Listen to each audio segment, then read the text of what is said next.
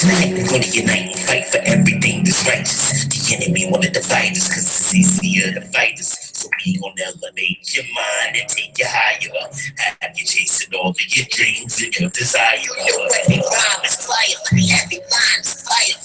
Power TV and every time is fire. It's time to tell the truth cause we tired of all the liars. And brother Bubba, he has survived the universe. Yo, every rhyme is fire, every line is fire. Power TV and every time is fire.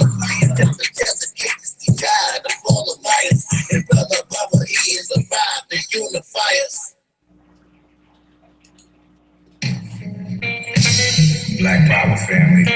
Oh yeah, this is that joint right here. Get on this joint. Speak from the soul, bro. Yeah, white supremacy, you thought that you could finish, but my elders told me you're my moral enemy. Sit down the energy to come at you relentlessly, and I won't give up to this justice for what you did to me. Crush you like a centipede, blessed with the strength, smarts, and the speed, and the program to end this misery. Turn my woman against me, and now she look at me like I don't respect her and can't protect the seeds. Ignorance and division is what religion breeds.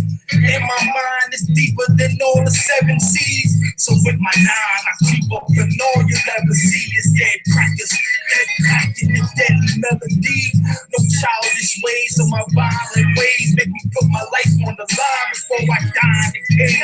Look for truth in the sky, you can lie in the grave. Either die from AIDS or die from a gauge. Either fight for freedom or die as a slave. I send you back from whence you came because your mind's in the cave. I denounce your Nazism and your Zionist ways. I speak the truth through my words and what I jot on the page. Yeah, this cracker said I was laid off, then he broke out and he played off. Stress got me plotting, killing Jews like Adolf. White supremacy, gay all a black president voting. I was hesitant cause he ain't picked to represent the red, black, green, the colors I bleed. I keep fighting for my seeds for as long as I breathe. I'm supposed to be mean, but I'm all of my dean. Got me taking shots of tequila and rolling up weed. Would you sell your dignity and risk it all for your dreams? I only roll with the strong, the hand that God intervened. Taught me we cut from different fabric, others tore from the seams. Giving you food for thought, you get it raw from the king. Essential minerals, I'm giving you no pork and no wings. This is all alkaline, I never rhyme for the blame. Let's go.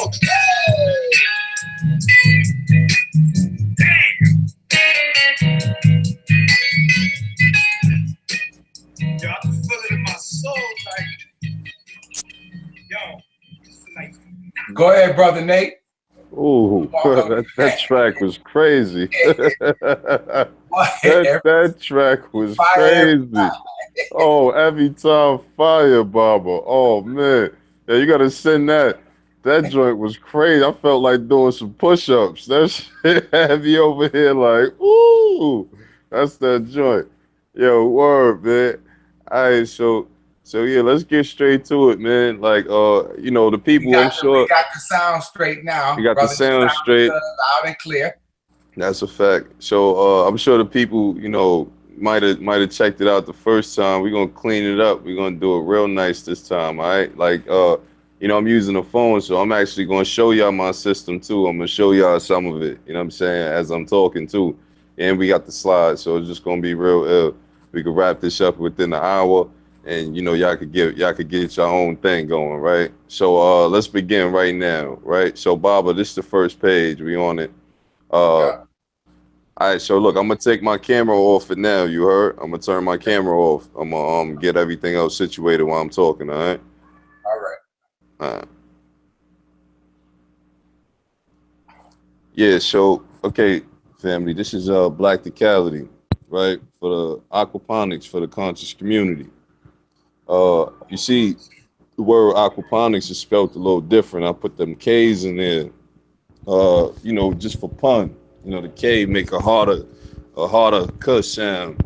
You know, just for, you know, the African in me. It just, you know, feels better, right? So, yeah, Baba, hit the next slide. Hit the next slide. We gonna get it straight in, right? So what is aquaponics? Hold on. Give me 1 second. All right. So what is aquaponics? Right. Aquaponics is hydroponics, which is water working. It's a process of cultivating plants without soil. A lot of people might have heard of that. You know, a lot of people, hydroponics is pretty popular nowadays. It's something that a lot of people do. You're only using water and chemical nutrients or like fertilizers, right? There's a lot of synthetic fertilizers out there, but there are also some good organic ones out there. We'll talk about that later. That you could probably add into your system as you go on, right? The next thing that makes up aquaponics is aquaculture, and this is the cultivation of aquatic animals and And yeah, yeah, animals and animals and plants. plants. Hello, Hello? Yo, I'm getting a I'm little getting a little feedback. feedback. okay, hold on. I did something. I was doing something. Okay, I know not to do that no more. All right, how's that? You all right now? Yeah. All right. All right, so aquaculture. Now, aquaculture. This is the cultivation of aquatic animals and plants. Fish, algae. Seaweed, and we talking about in controlled environments and in natural environments. You know what I'm saying? That's very important to understand. What this presentation is just to show how this is a naturally occurring process. I mean, there will be no plants grown anywhere near water sources and fish, or any creatures for that matter. If it wasn't for this whole process of nature, right? So we're gonna talk about how to, blend the two, to control it in a sense, and to let it be natural. So aquaponics itself is a mix between the two, but there could be other systems involved like vermiponics. Now, vermiponics is a process of using, small animals, small invertebrates like earthworms, or they have mealworms, some beetles. These are creatures that they decompose matter, right? Organic matter. They turn it over into like things that plants can absorb, compost, and so this is important in the environment. That's another thing. After this, maybe we could do other shows and whatnot. I'll show people how to do some composting in their home. You know what I'm saying? Just to make their own fertilizers. So this thing could really be 100% organic. Everything that's going in your system, right? But using the worms to grow plants along with the fish or other aquatic animals in the water, this is what makes up aquaponics. And again, it could be uh, in a natural environment or in a controlled environment, right? Like just imagine like people who fish a certain area of where they live, right? Like people that might fish in Thailand in a certain pond, right? That's a form of aquaponics. They know the fish are there. They keep going. There's plant life. There's things around there. It's just something that occurs in nature, right? It's just this term that they put on it, aquaponics. But I'm want to change that too. Maybe sometime down the line. But this is going to be a book. The title of my book is going to be Gardening Eden, right? You caught that, right? So I'm going to show how like we the gods, what I'm saying, that make Eden, that made Eden. You know what I mean? Like any garden they ever talked about. You know what I'm saying? We're going to talk about that too. So hit the next slide, Baba.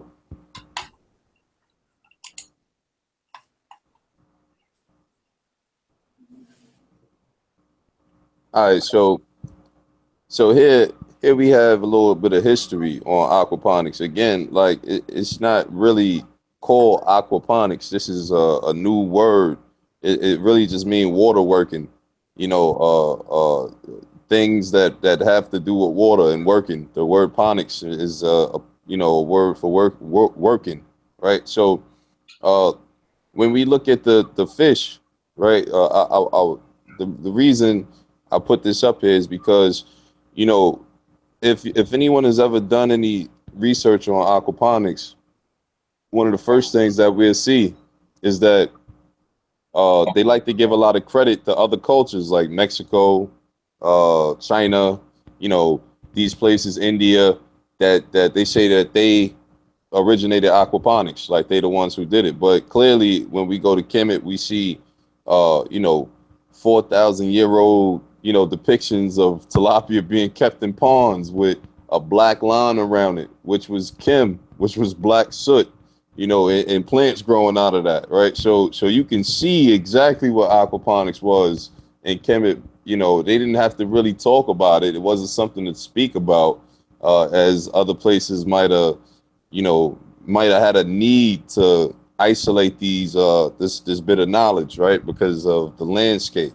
So again, I'm not sure how to say this, man. I'm gonna have to get some help, but I'm thinking this is in net or intet, right, or something like that, or net or in something like that, right? I might be wrong. I don't know, but this is the equivalent to the K1 hieroglyph of the tilapia fish, and it will go on to represent other fish. This is the Gardner list information here. I just got this off of a website called Courtesy of Caress Aquaponics, right? Like, you know, this is the thing that makes me mad is that white people are doing this, and they even using our names and stuff like Caress. I don't even know if it's a white. I hope it's not a white person that owns this website who has this up. but you know, it's out there already. You know what I'm saying? We kind of late. I just wanted to kind of show this because, you know, we deal with Africa quite frequently in the culture, and I want to show the significance and how important it is to actually do this. So hit the next slide, Baba.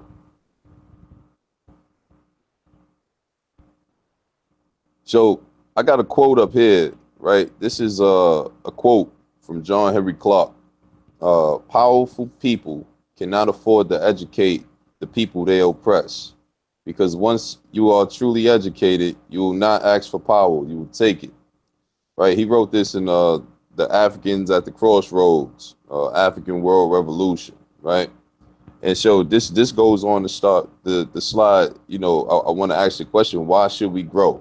Why should we grow our own? You know, our own food. You know, and really it's because, you know, I just broke this down into, you know, just some simple mathematics, right?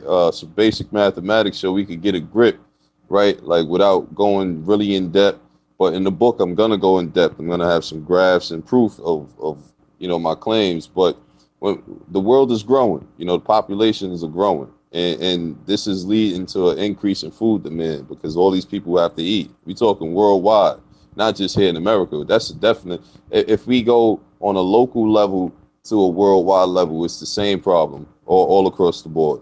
And so, along with this increased food demand, right, there's increased living standards, right? Like people are, you know, some areas, if you have money, you can get more, right? And so once you increase the standards, that means somewhere else is suffering.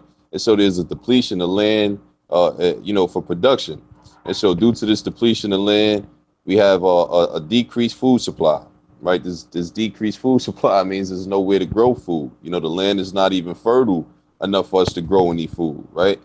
There's offshore dumping and pollution. Like I live in Harlem. There's two rivers on both sides of me, right? There's water everywhere, but we can't drink a drop. You understand? And I'm gonna talk about that later too. You know, we're gonna get into the science of you know, the importance of why aquaponics is very beneficial. You know, we dealing with overfish oceans, deforestation.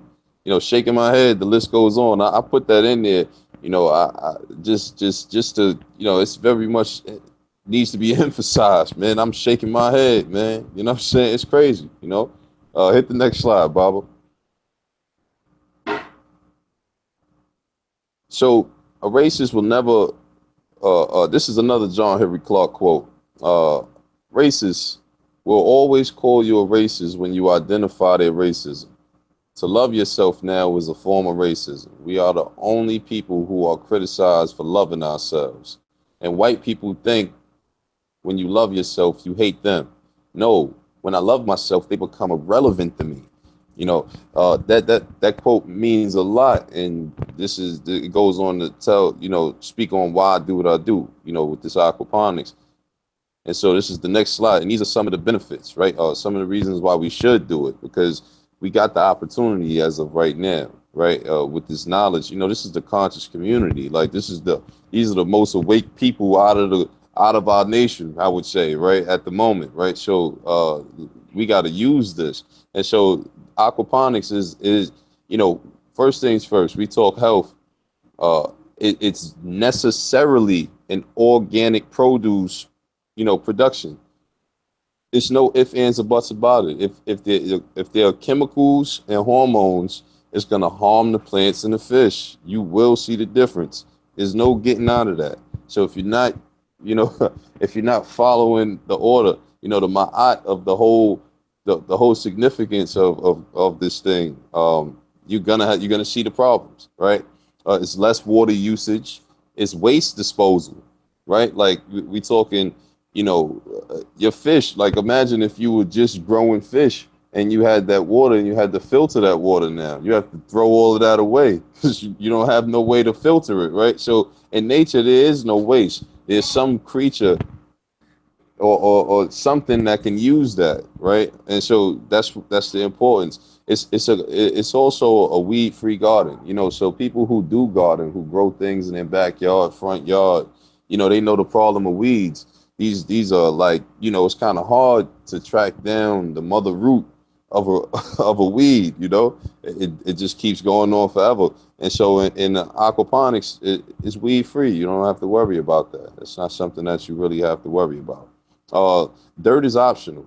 And I say that because now there's, let's say for instance, if we wanted to grow something big like a tree, and these little rocks are not going to hold a tree in place.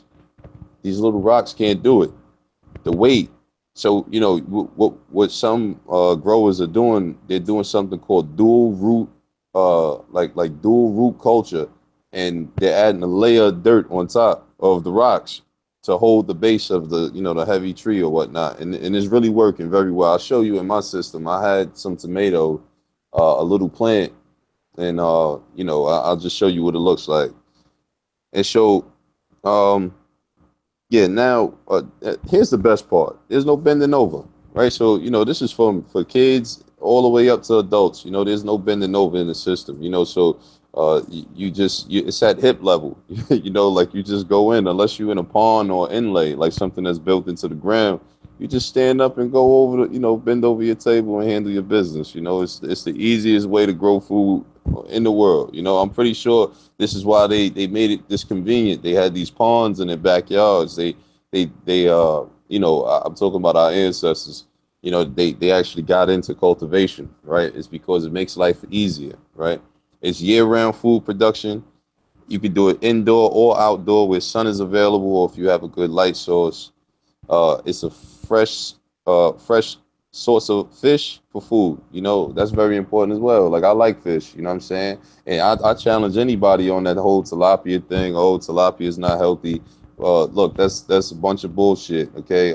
Yeah, of course, there's breeders or people who might be doing foul shit, right? But you can always find a reputable breeder. Like I don't care what nobody says, right? Even white people don't want to eat bad shit. So if you buy from the same source, you might get decent shit too, right? Like tilapia is a natural occurring fish. It's not like they just put it together in the laboratory. You understand where I'm coming from? It's on the walls in Kemet. So they people got to kind of just keep this thing realistic. I understand something. We can look for better sources.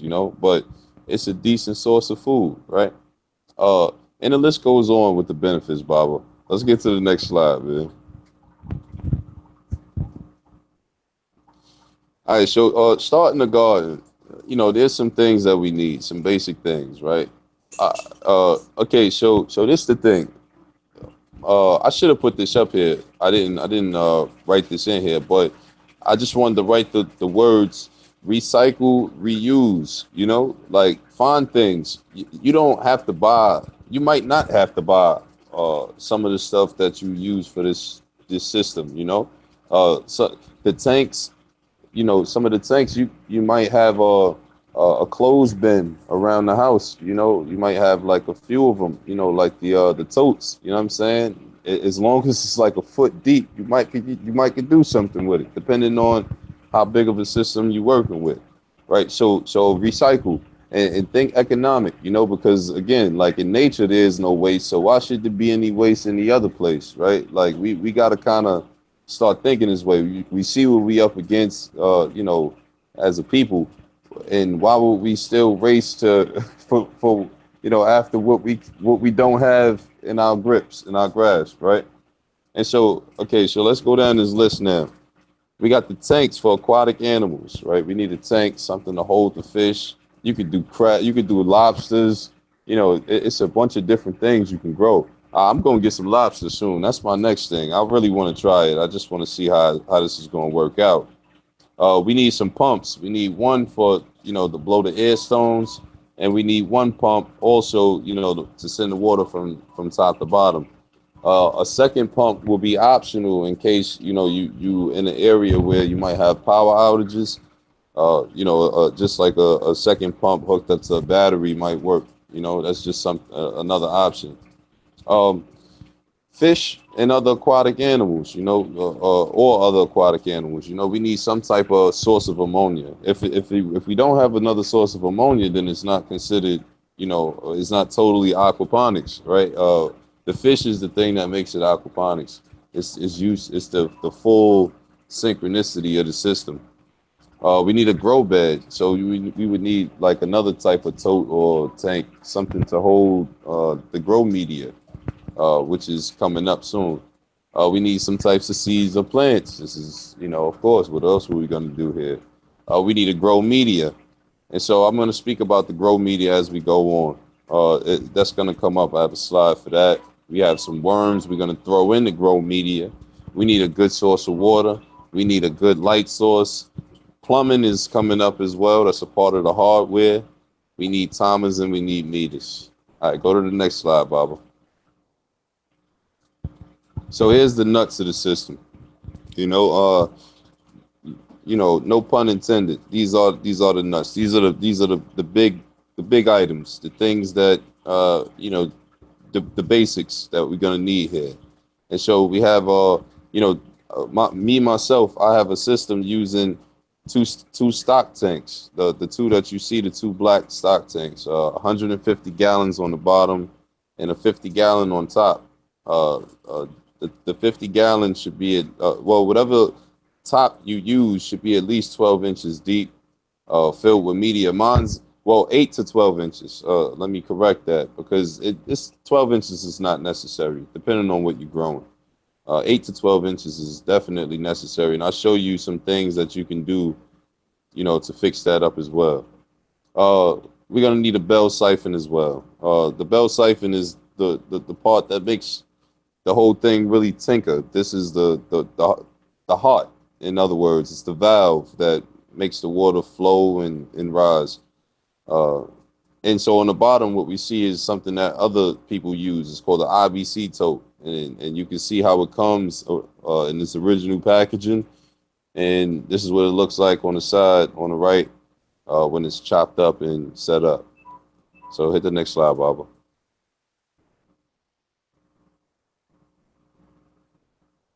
All right, brother, before you start, one of the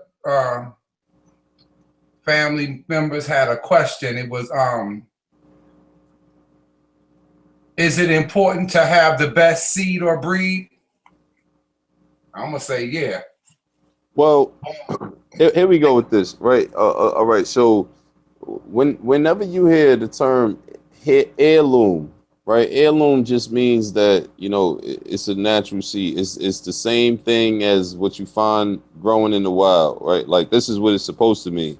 And so like they have like organic heirloom sellers all over the place. Like again, like I'm pretty sure, like we sometimes we kind of like think that it's not accessible to us. These things ain't accessible because it's not in our direct area. But we got the internet now. We can get it now. You know what I'm saying? You can order yourself the best seeds that you can find You know, myself, I just get some basic, you know, organic heirloom seeds, and I like to kind of grow them second generation, harvest my own seeds after I put my own nutrients in the plant. You know, it just makes it a little easier, and you could just try it that way too. But you know, that's one way. You know what I'm saying? But I got like seeds from Trinidad. I got some callaloo in here. You know, that's not native to America. You know what I'm saying? So that's something that they just send over here. You know, it depends on what you're growing. It all depends on what you're growing. All right, my brother. Is it expensive?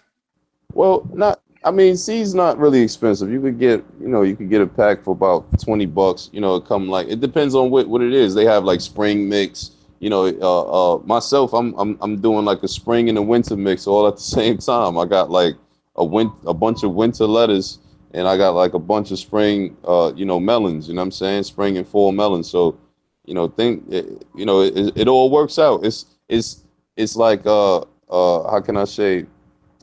You kind of synchronizing nature all at the same time. Like you got control over that. You control, you know what I'm saying, how the environment is.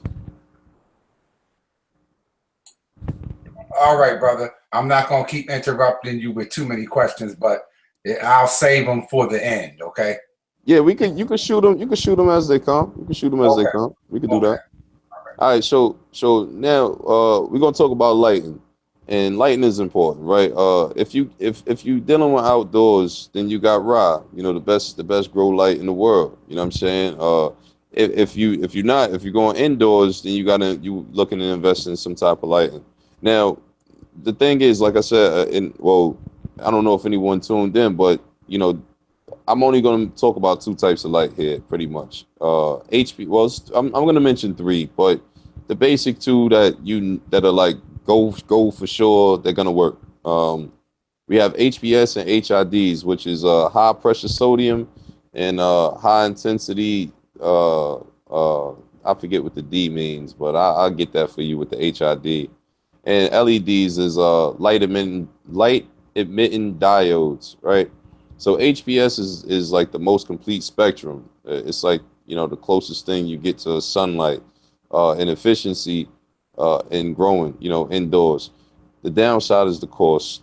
You know, sometimes you might pay a high upfront cost, and the bill in your bill will definitely be pretty high because they you know, the wattage is pretty high on the HPS, the high pressure sodium. If you're in a place where you can afford it though, I say go for it. That's the best option. You get the best types of plants. You get the best types of plants. You know what I'm saying? And you know, at the end of the day, it's the best production. You know, you're gonna see the best results in your garden. If but nowadays, you know, at the same time, you know, a lot of people are switching over to LEDs, right? The benefit of the LED is that, you know, the light spectrum is customizable. You know, you can change it from red to blue to, you know, to both at the same time. They have UV light, which is invisible. You know what I'm saying? Like it's kind of cool the way that you can mess with the plants and get what you want out of them. At the same time, the your bills will be a lot lower, but the upfront cost is you know, pretty high. The thing it's going down nowadays, right? Like they have some real decent lights on Amazon, right? You can look on Amazon, find some really decent lights up there for in the $300 range. You know what I'm saying? So, uh, you know, then we also have the classic. You know, a lot of growers. If you ever go to like plant shops, they use a lot of they call them T5s. These are fluorescent bulbs and compact fluorescents. Uh, the fluorescents, you know, they it's a lot of options. You know what I'm saying? They don't produce much heat, but you have to use a lot of them, you know, in order to get that full, you know, bang out the plants. They don't kick as much light, and so, you know, a lot of people just go for the HPS for that high, you know, that concentration of spectrum. On the other end of that, the LED, you really can't go wrong because now the game is changing. These lights are they customizing them crazy. I will show my light in a minute. You know, I got mines off of eBay. It's really making a difference in the system. You know what I'm saying? You know, there's some really good options out there though.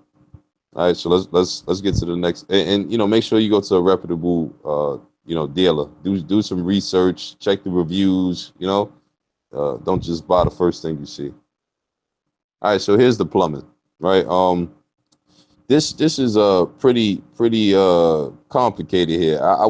If anyone is watching this, you should look at the links at the bottom, or at least write down, you know, what it is, what a bell siphon is, and do some research on this. Uh, it this is like I said, this is like the heart of your system. You know, you don't need a timer in order to pump anymore. What it does is it kind of estimates the, you know, once it hits a certain height, it begins to flush straight back down to the bottom. It's a continuous run. You know, it's like once it hits a height, it vacuums the water and sucks it all back down to the bottom of the fish tank. You get a lot of aeration this way. The water is flipped around. If I had the mouse, if I could point, I would kind of show the mechanism, but it's not that important. Again, like I said, you can go on YouTube, type in bell siphon, and watch a few videos to see the function, just to watch the function, right? If you looking to build one, I put the Instructables link up there as well. That's for a standard 8-inch bell siphon there. And so I believe it's the one that you see in the picture. It's a simple build, PVC pipe and, you know, and a drill. That's all you really need. It's not that complicated. Uh, you know, from the starting point, I'll read just the bottom paragraph. From the starting point of a drain grow bed, the grow bed will fill with water. When the water level reaches the top of the stand, the pipe inside the bell water will start running through the siphon and throughout the drain pipes into the tank. Soon the siphon will fire. This means that it'll kind of go on rapid fire, just like start the vacuum effect. At this point, the water in your grow bed will rapidly draw through the bell siphon, and the water level in the grow bed will rapidly drop. So it's going to go down to about an inch in about 30 seconds to a minute, 2 minutes. You know, sometimes it depends on how many things you have inside your grow bed growing. But this, you know, once it start firing, once it hit that level, it drains right out, and so the plants get the roots get direct oxygen. You know, this is what makes aquaponics very efficient for plants, because you know, they're not staying in water constantly. They get fresh air every 5 minutes, 10 minutes or so. You know, depending on how fast your pump is pumping. You know, and so at the same time, it allows like other things to, and then the bell siphon breaks. Once it hits a certain level, it just breaks and starts to fill back up. It's a great lesson in physics. You know, if you want to teach kids to see this as well, like it's an excellent teaching tool. All right, let's go to the next slide. So these are the bolts, right? We dealt with the nuts. Let's deal with the bolts. We got the fish. We have the grow media, the bacteria, the worms, and the water. Hit the next one, Baba. We're gonna run straight through this. All right. So the grow media. What we dealing with when we talk about grow media, right? The first thing is you need enough to cover a 8 to 12 inch deep grow bed, right? So you know we talking. You might need like a big, you know, a big bag of some grow media, like looks like like Ukanuba, like the big dog food bag. You know what I'm saying? You might need two of those, depending on how big your system is. If you're not dealing with a big system like that, then you could get like a, you know, a small bag, you know, like a little $20 bag. It's really cheap. It's not very expensive. You buy it once, it can be reused over and over and over. The one that I use personally is expanded clay. It works great. They call it hydroton, but we're gonna get to that. What kind of soil, brother? Well, okay. Well, it okay. Before we get to the soil, let me finish talking about like the medias, and then I could talk about soil for a second. I'm gonna definitely get right on top of that, because we gonna remember I told you the soil was optional, but let me run through this real quick, right? So we got with the grow media. Uh, when I said soil was optional, what I was saying is this is when you growing certain plants that require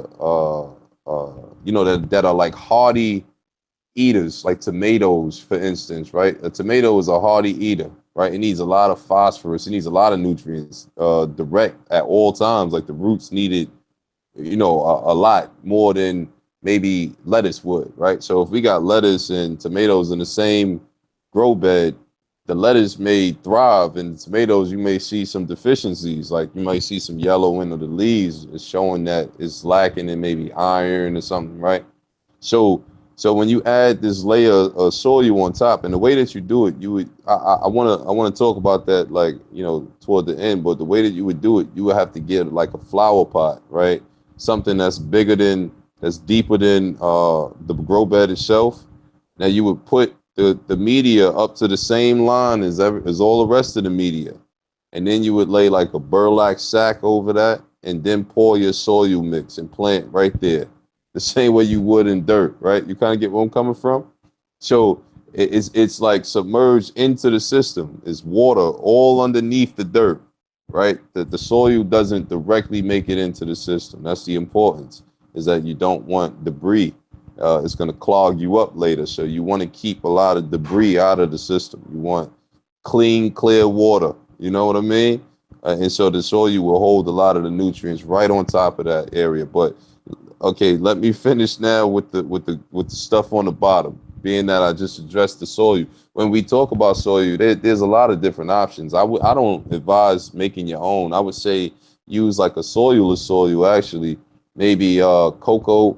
They have something called like cocoa husk. It's like coconut sheave.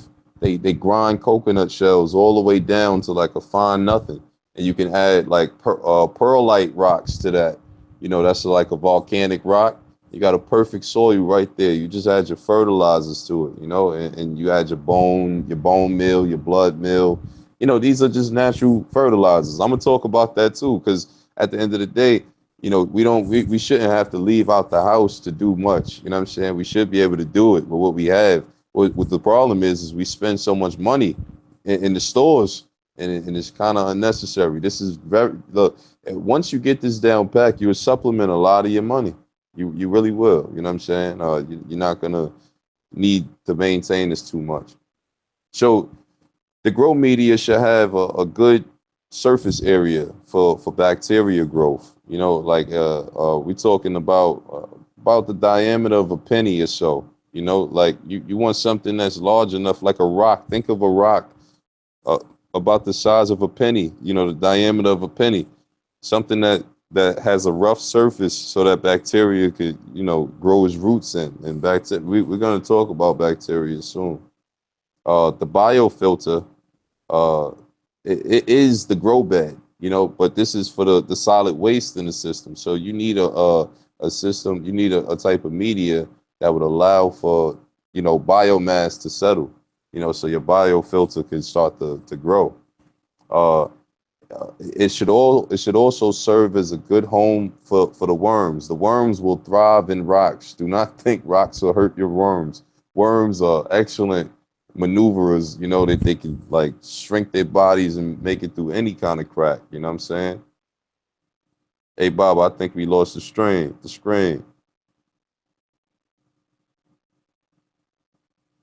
Hello? Yo, Baba, you there?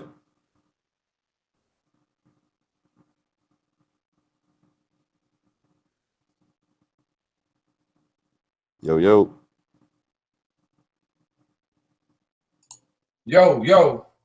You there? Yeah. Oh, all right. I thought I lost you for a second. All right, I can't see the screen. Okay, hold on.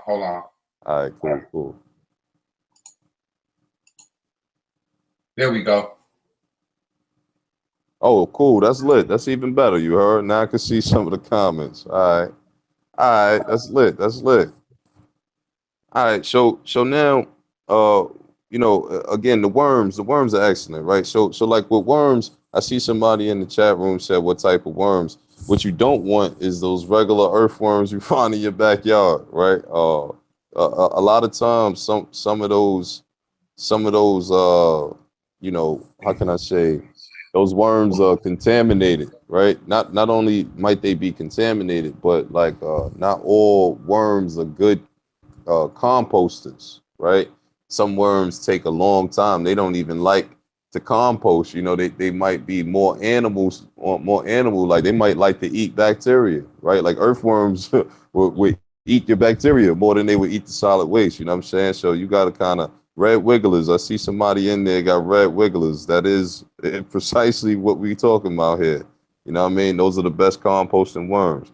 And so you know, we also need like a grow media that has good air exchange, good water and air exchange. You know what I'm saying? Something that, again, when the water drains, it keeps a nice opening so that it's good exchange of air, right? Uh, we need, here's some popular ones. You got gravel. You know, you can get pet store gravel. Pet store gravel is actually excellent. You know what I'm saying? For some things, if you're growing, it's pretty heavy once it settles because it's so small. So, you could use that as like a night crawlers aren't so good. Global media, don't mess with them night crawlers. You know what I'm saying? Those are more, bait. They eat your bacteria. Uh, yeah, but gravel is good. You know what I'm saying? It helps for the roots to kind of settle in sometimes. But expanded clay and lava rock, or a combination of all of that would do you just fine if you want to do that. Whatever you use shouldn't decompose, and whatever you use must not interfere with your pH. You know what I'm saying? All right, we could go to the next slide. Hold on, my brother. All right, no doubt, no doubt. Take your time, Bob. I'm with you.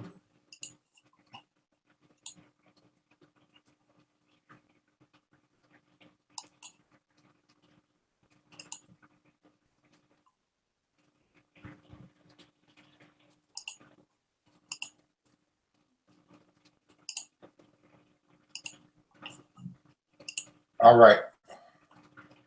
All right, cool. So now we're gonna talk about the water.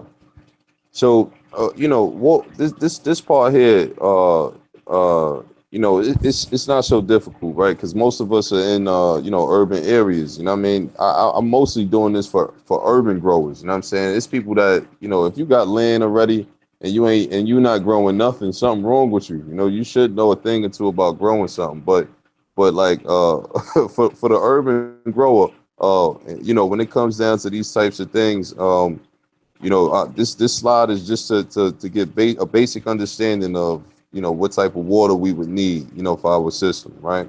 Ideally it would be no chlorine or no chloramines, right? Like rainwater, right? Like we would capture rain, you know what I'm saying? But even that, like we can't trust because what's evaporating, like what is starting that cycle that rain is coming down. So even there, whatever it is, we want a neutral pH. You know what I'm saying? That's ideally what we're looking for. So like, some people like actually install reverse osmosis filters in their home. That's a form of like filtering your water, and they do that, and they just put that water directly into the system. That is one option. Me myself, I actually have like a ceramic filter in the crib that I use to like replenish the system every so often. Um, when using it, if you are going to use tap, because that's how I started my system. I mean, I'm talking 150 gallons of water. I'm not, going to buy 150 gallons of Poland Spring, distilled water. My tap water is just fine, right? I'm in New York. It's a little chlorine, but I'm gonna show you how to fix that, right?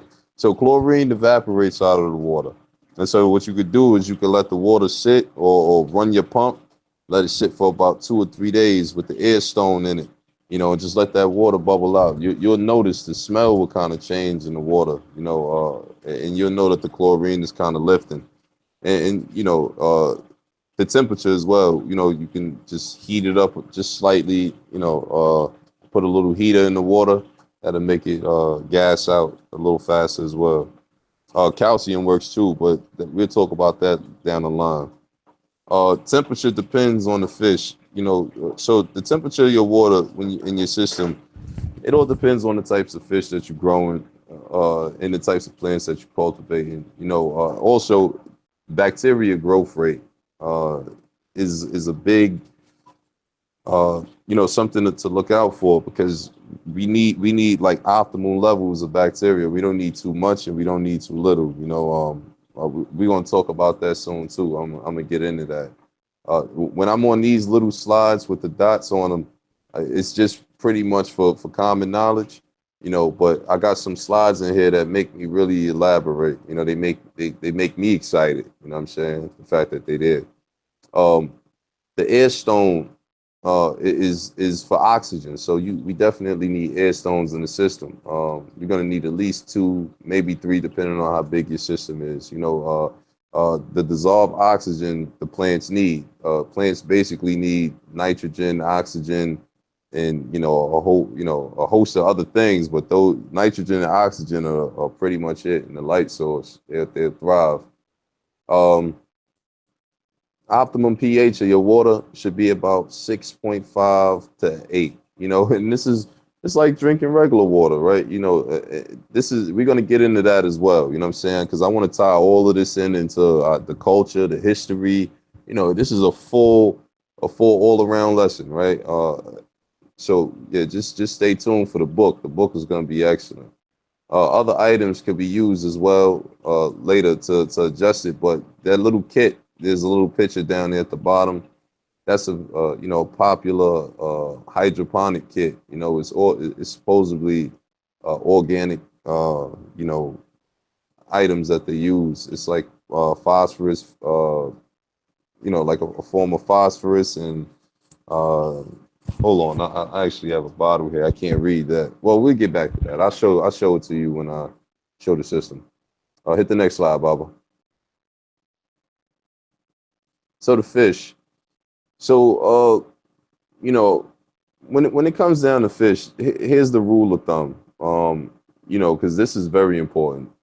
It's the stocking density, right? The rule of thumb is 1 pound of fish per 5 gallons, right?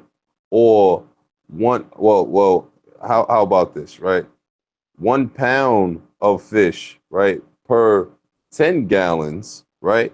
Or a 1 pound fish per 5 gallons, right? So I hope y'all got that, right?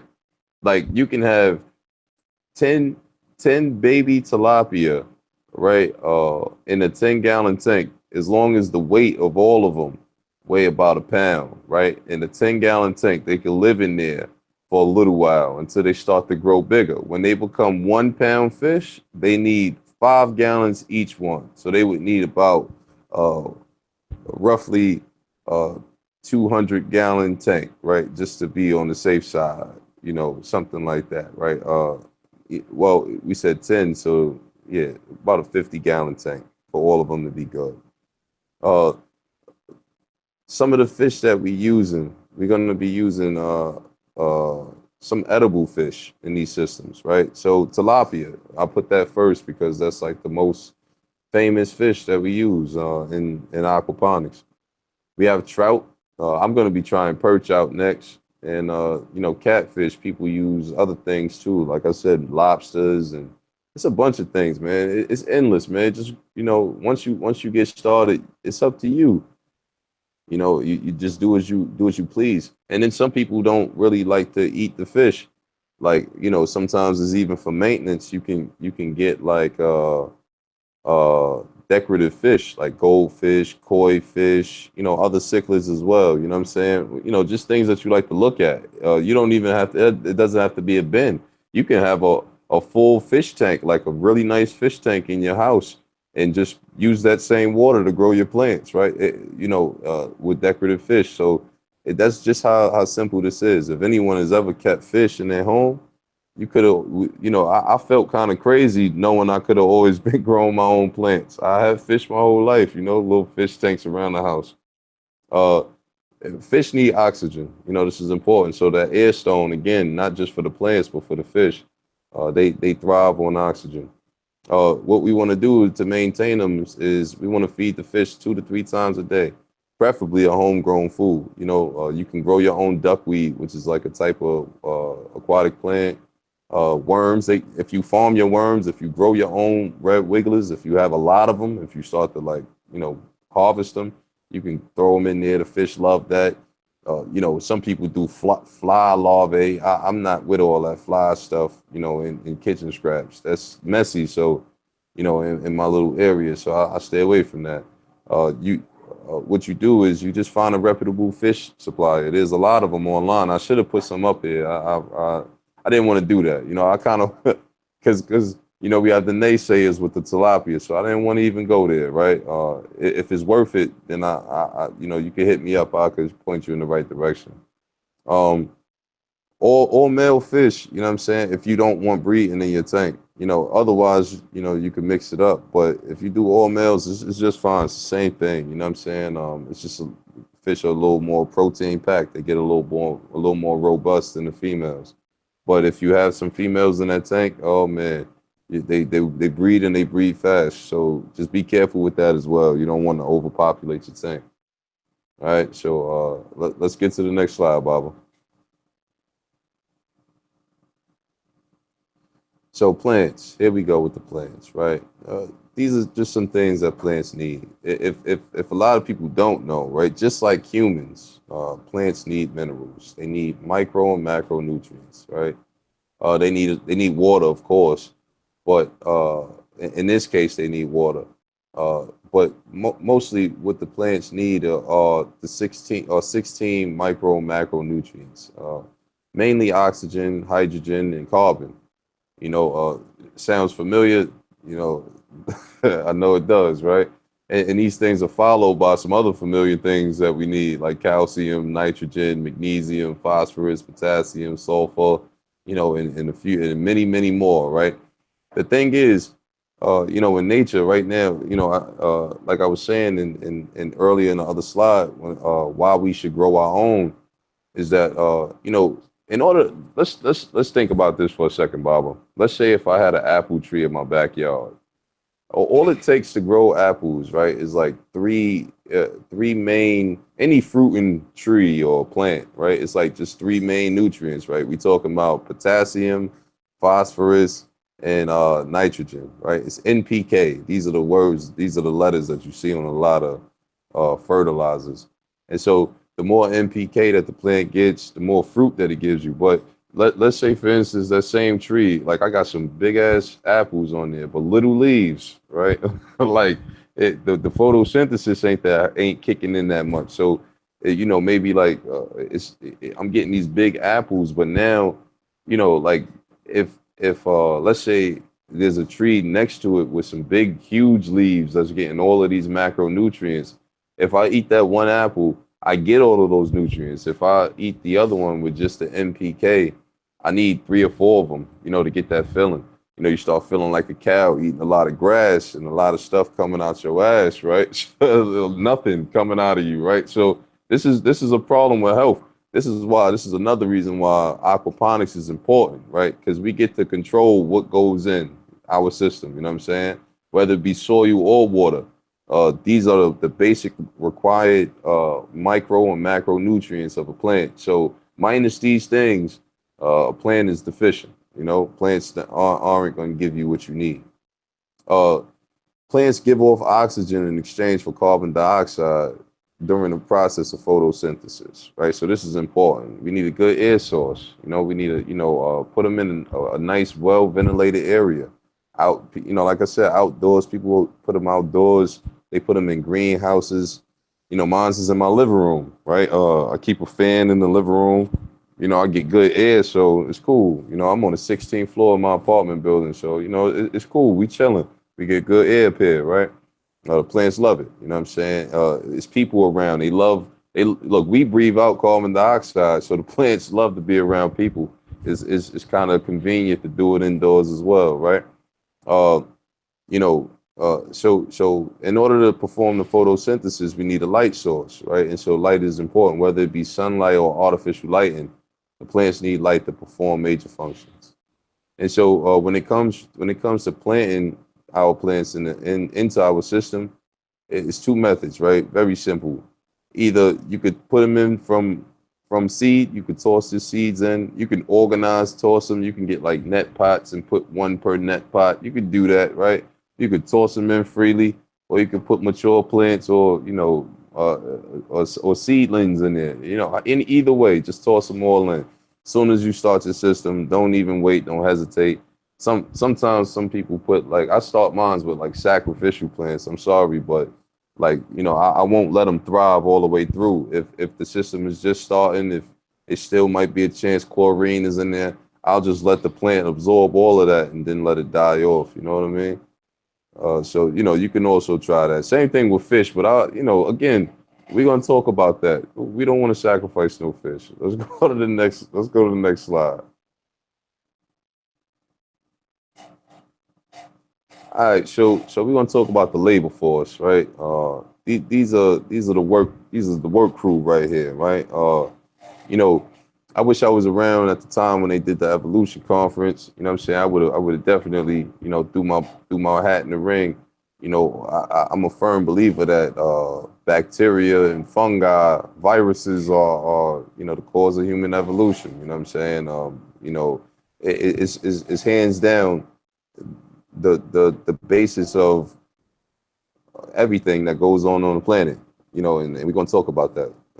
And the way, you know how sometimes we use that saying "as above, so below," right? We just gonna talk about a grow bed, and it's gonna pretty much describe you what's going on all over the place. You're gonna see that, right? So within the grow beds, the roots of the plants feed on micro and macronutrients, right? These micro and macronutrients, they you know the plants, this is what they need. They need these little bits and pieces of like molecules of you know these elements, right? But they don't eat directly on the fish waste. So if the plant is not going to eat directly on the fish waste, something got to happen to this waste, otherwise it's going to start to clog up the system, right? So the plants, they depend on the microorganisms and the worms to convert this biomass, and ammonia to the required micro and macronutrients of the plants. What the bacteria is doing is is using the the feces of the plant of the fish, in the urine of the fish, and it's making them, it's turning this over into macronutrients. And in exchange, it's gaining energy to reproduce. And so these micronutrients and macronutrients feed the plants. In return, it's filtering the water, right? So the bacteria converts this stuff, dissolves it, the plants eat it up, and then for some reason your water is crystal clear, right? Like it's just like that. It's just like like nature. So releasing oxygen directly into the system, the fish love it equally, and it's a reduction of maintenance. So it's less for us to do. You know what I'm saying, when we think about our system. Hit the next. Not the we're not gonna stay on this long, but I just want to say, how do we get a brother in the chat room? Shout out to brother Shez Patah Amun in the house. He wants to know how you get high THC out of it. And this is serious in a way, because I would rather for us to grow it than for us to depend on these hippie crackers out on the West Coast who put Miracle Grow and everything else to hurry up and send it over us to the East Coast to us to make some more money while they claim they not about the money. Go ahead, brother.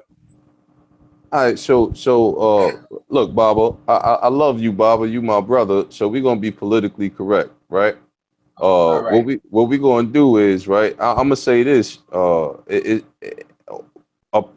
plant is a plant. Okay. Yeah, go ahead. A plant is a plant. I just want to say this, right? I'm not doing the talk right, because it is a plant. That's right. Yeah, go ahead. A plant is a plant, right? A tomato, right? A lot of times, like I'll be honest with you, right? If you type in, and this is the thing, right? It's kind of like it's kind of like entrapment in a sense, but we're not talking about that right now. But if you type in grow light, it's just ironically going to come up, weed, right? And so the two become synonymous, right? But they don't always have to be synonymous. Weed is not the only plant on the planet. So, but there are some plants that grow just like it, right? Like, when you do the studies of something that might fruit similar to a marijuana plant, let's think about a tomato plant. If you want to make a very potent tomato, a very juicy tomato, the best method would be using that dual root zone culture, right? So what you're doing is you're using uh, a submerged flower pot into your grow bed with grow media up to the same level, and then like a burlap sack, and you would use soil the same way you would do soil in nature, you know, or if you had like a soil garden, and so you would add fertilizer. But again, you know, there are ways to make and produce your own fertilizer, so it's still very organic. It's like you can actually concentrate the same water that you're using. You get where I'm coming from? But you Yeah, I just want to add on for the states that, you know, after all, that it is legal to grow it in your house, and on the East Coast, Washington D.C., to name one, you're allowed to have. So for those states, I think it's up to 5 plants in your house legally. So for those states, we're speaking to them that can actually do this, and it's not illegal. Go ahead, brother. That's a fact. Well, look, anybody who can do it and is not illegal, look, you know, more power to you, right? But for the sake of, you know, being politically correct and just doing the right thing, you know what I'm saying, while we on here, you know, we just speaking about plants in general, right? And like I said, an environment that tomato can survive in, any plant can survive in. And so, you know, based on the type of fruit and plant that we talking about, right? It's the same pretty much rules, right? They all apply. You know, these things all apply the same, right? For the Okay, for the for the sake, I ain't want to go too far. I think we got the gist of it, brother. And yeah, I don't yeah, want to. Let's go yeah. on with the That's what I'm presentation. saying. Like at the end of the day, look, at the end of the day, right? For the sake of the show, you feel me? Like we just gonna talk tomatoes. You know what I'm saying? Like that's it. You know what I mean? We keep All it right, that way. go We ahead, my don't want nobody throwing nothing back at us. You know what I'm saying? We talking tomatoes here, and I'm gonna show my tomatoes at the same time, right? So here we go. So the biomass is broken down by these worms, you know what I'm saying? And it's converted to these micronutrients, micro and macronutrients, right? That in return, you know, the plants absorb, and we leave in the water filtered, you know what I'm saying? And the bacteria begins to thrive, right? Uh, hit the next slide, because yeah, it's a little bit more about my buddies here, right? So so you know, when it come down to bacteria, right? This is just like a little bit of understanding, right? We really should understand something called the nitrogen cycle, right, and how this thing really works, because yeah, it's pretty it's pretty much a very ancient concept. You know, it's just speaking of the circle of life, how things die and become life again. You know, that's pretty much, but it's pretty much done. The workhorses are bacteria. It's things that decompose, right? So we're gonna give them their rightful credit here in this system, because we need them. We need them to call our place home, our environment. So of the many bacteria that will call our systems home, we only going to talk about 2 types, right? The 2 types are Nitrosomonas and Nitrospira, right? Their main purpose is converting that toxic ammonia and you know, fish mass, or the fish release, into, you know, plant food, you know, the decaying fish matter, even a dead fish. If you had a fish that died in there, it'd be bacteria that breaks it down, you know, and even makes food into it out of fish, you know, makes it into fish food. You know what I'm saying? It'd be bacteria that does this. These are of the family of autotrophic bacteria. They're called nitrifying bacteria, right? Again, hence the nitrogen cycle. These are the ones that do the work. So these are, you know, let's think about it. A lot of compounds that are in water, they're what we call hydrophobic. You know, those are things that can kind of live in, you know, how can I say, dissolve or match water's texture. When they're released, you know, it doesn't dissolve though. So it's not like these particles are going to disseminate. They keep their form. And this thing, you know, these chemicals are built up. These compounds are built up. They become harmful to nature, right? Like we look at this, like I said, I live by the East River. You can't drink none of that water. You know, that's a perfect example of a buildup of harmful compounds in the water that's not going anywhere. You know, they had a while back. They tried to grow sea moss in the water to absorb a lot of that, and they was absorbing it. You know what I'm saying? It was working, but they kind of abandoned it. You know what I mean?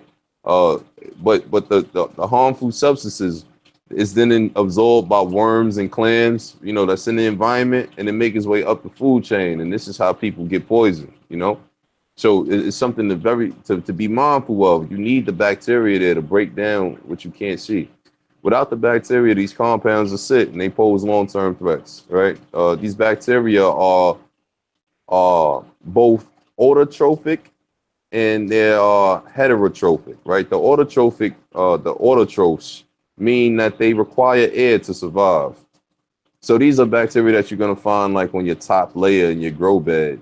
You know, they're like right above the water line, in between the water line and where the light hit. You know, these are like a very important class. They actually have like a greenish color, right?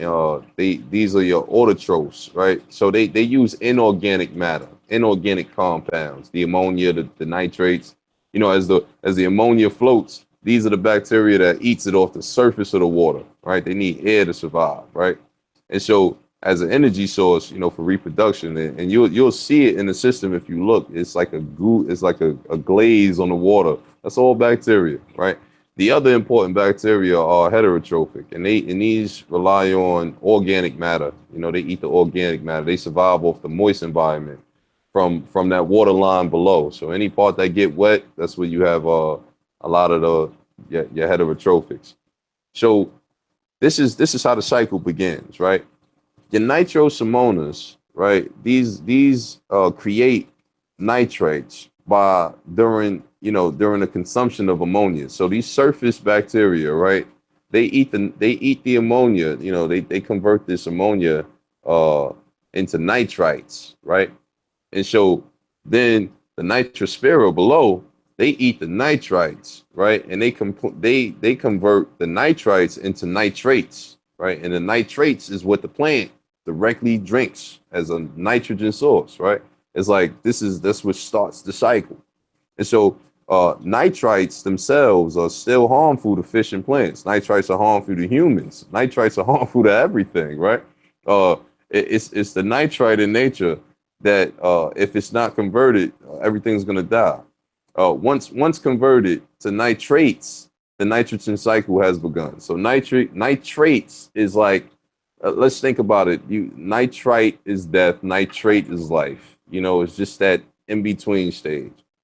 Bacteria themselves require food, oxygen, you know, the right light source, you know, the right surface area or environment to thrive. You know, they're gonna grow in the tubes of, you know, your siphon filter. They're gonna grow on the walls of your tank. They're gonna grow in the pump. They're gonna grow in the pump. You know, bacteria is gonna be all over the place. So don't be afraid of the goo. Right, the goo is good. The temperature, ideally for bacteria reproduction, is about 77 to 86 degrees Fahrenheit. The lower the temperature, the lower the growth rate. The higher, the same applies. All right. So if you grow in low temperatures, your plants, your bacteria, they're not going to reproduce fast enough. Your plants are not going. You're not going to see much significant growth out of those plants in that type of temperature. And the same applies for the higher. If they're growing too fast, then you're going to see a rapid absorption of your water. Your water is going to be disappearing. You're going to think you're going to really think your plants are drinking it, but it's going to be the bacteria. All right, so let's get to the next. Let's get to the next source. Next slide, Baba. Yeah, brother. You broke up there for a minute. Nobody heard you, so be Oh, well, mindful of your reception. Yeah. okay. Y'all hear me? I'm good. Yeah, you good now. Okay. Go ahead, brother. All right. So back to the you know, we're gonna talk about the worms real quick. You know, although the bacteria are very important, the worms are the heavy lifters. You know, the worms take advantage of the solid biomass. You know, what the from the fish and the plants. They also eat the plant dead matter. You know, so The worms that eat dead roots off the plants. They keep it's like they give them haircuts. They give them trims. You know what I'm saying? They keep the plants really healthy, and the plants that the bacteria can't keep up. You know, all that biomass the bacteria can't keep up with. The worms do the rest of the job. You know, and so these are the ones they're gonna remove most of the problems from the aquaponic. This is like the aquaponic secret right here. When the system becomes clogged, it'll be the worms that does the work, that does the hard work. Uh, you know, and plus the best part about having them is that they produce nature's best fertilizer. It's called worm tea. You know, this is when like worm castings mixed with water, it makes like a really rich tea color, like a brown water color. Uh, the plants love that stuff. We're going to talk about some more benefits. I got a slide coming up talking about that. You know, there's a lot of studies on that. But this is just the name of the worm that we use here, right? So I got a little bit of the science for y'all. The red wiggler, like somebody said in the chat room. The red wiggler is the best composting worm on the market. You know what I'm saying? And they cheap too. You get about 20 for $5. You know, what you will want to do is order them online. They got this I forget this guy's name. You know, but he got like the best worm farm online. You know what I mean? You can get the red wigglers from him, get a pound of worms, you know, that's it. And go in. You don't gotta ever do it again. They'll reproduce too. They make babies. They won't over reproduce. They'll stop if there's not enough food. You know what I'm saying? Like they're very efficient. Worms are good. Worms are good. Let's hit the next slide, Baba. So this is some of the benefits of the worm tea that I mentioned. You know, uh, a lot of people don't realize that if your garden doesn't have worms, you can count on a lot of these problems, like plant diseases, plant parasites, insects. You know, these worms will eat the larvae of bugs. They'll keep parasites down. They kill, like I said, they trim the dead roots, right? The roots that have parasites. They clean the diseases right out the plant. They clean. Oh man, the worm castings themselves. The plants can eat the worm castings themselves. So the plant directly eats the worm food. It's like the same way as if the bacteria is converting things over, from nitrite to nitrate. The worm just does it one shot. You know what I'm saying? He turned it right over the food. And you can feed them to your fish if you start to farm them, right? They ingest harmful and unwanted bacteria from the system, right? So like if you like, let's say for instance, you add something to your system that has E. coli on it. We know E. coli could kill you. You could count on the worm to take care of that problem for you, over time. And they create a sterile, nurturing environment. Like that goo on the back of a worm's back is sterile. It's antibacterial. So it's a great plus to your system. All right, the fish love that goo. It makes the water cleaner. All right, so add worms to the system. Let's get to the next slide, Baba. All right, so this is my favorite part of the presentation because pretty much, we just talked about all the pieces, uh, and now it's time to put it all together, right? And so this whole presentation is just my own, based on my own studies, since I've been in the conscious community, checking things out, and what I'm saying, following people, learning about my culture, learning about the history, just being awake. Already, just loving nature, having my own love for nature. It all kind of all came together, and so this little quote here, it's from a Psalm Hotep book. It says, "When we are the children of the forest, what need we have to be afraid of it? We are only of that which is outside of the forest." And this is in Turnbull, 1961, page 74. But again, I get the quote from out of a Psalm Hotep's book. You know what I'm saying? Just go to show. I support the community and the growth. This is me adding on to a brother. You know what I'm saying? I don't like taking away from nobody. You know what I mean? It's all about adding on, right? Because life is a cycle, and that's what we're gonna talk about beginning. So Cycling is a term used for establishing the environment to begin the nitrogen cycle.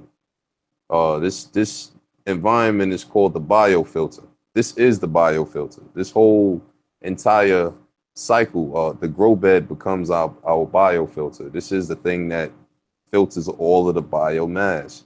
By the time it's pumped back into the fish tank, you're pumping, mostly fresh water, and fish can't live without fresh water, right? So we know that it's necessarily fresh, right? Uh, in some systems, you can designate a filter to your system. I don't know if y'all ever seen like any of my old pictures, but I used to have like a white bucket on top.